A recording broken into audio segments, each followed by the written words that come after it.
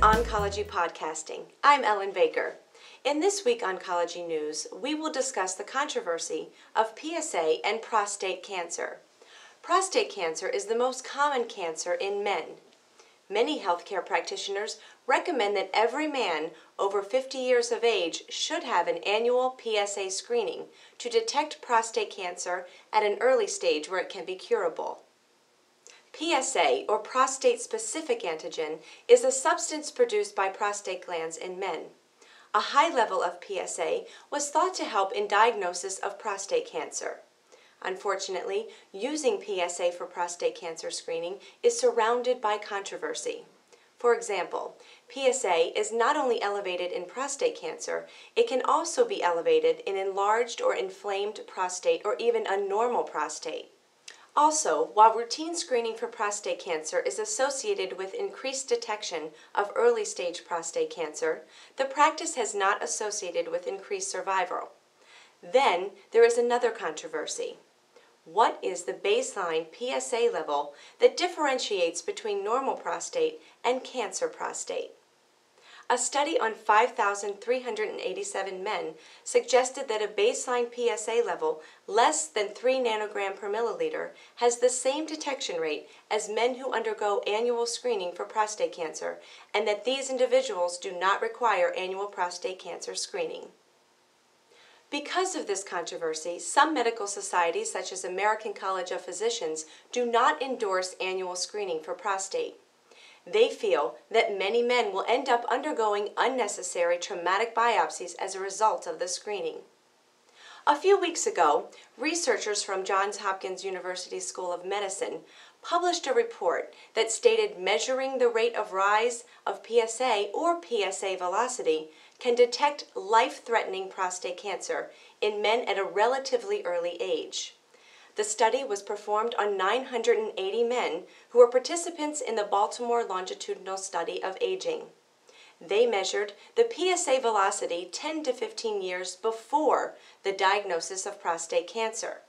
During that period, most men had PSA levels below 4.0 nanogram per milliliter. The study showed that the survival of men with prostate cancer was 92% at 25 years, when the PSA velocity was 0.35 nanogram per milliliter, or less and only 54% when PSA velocity was above 0.35 nanogram per milliliter.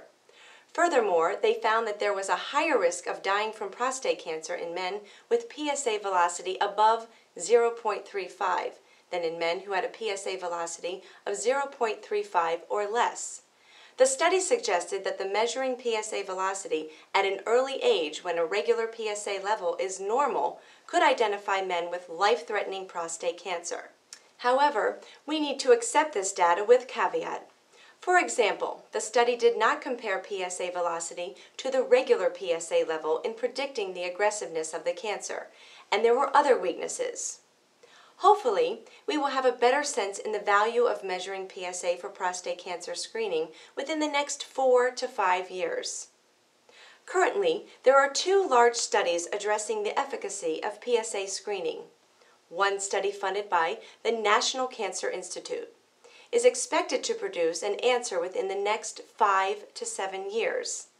Another study from Europe is also expected to produce the results within the same time frame. Until these results are available, Oncology Podcasting feels that the results from PSA screening should be interpreted with caution, and further workups, such as biopsies, should be done after consideration of other factors. In other news, Food and Drug Administration approved the drug trastuzumab, commercially known as Herceptin, for the treatment of breast cancer.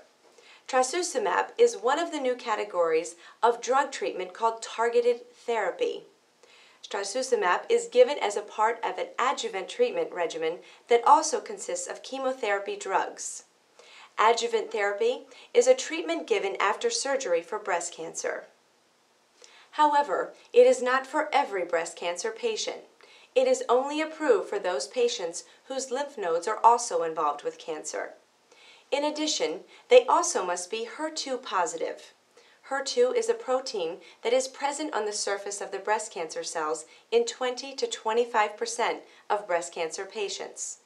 Two large studies that showed that patients with breast cancer who received trastuzumab in addition to chemotherapy lived significantly longer without the disease than those who just received chemotherapy only. Trastuzumab is not without side effects. Patients who receive trastuzumab should have their heart monitored while on treatment because of its effect on the heart. I'm Ellen Baker, and this is Weekly Oncology News.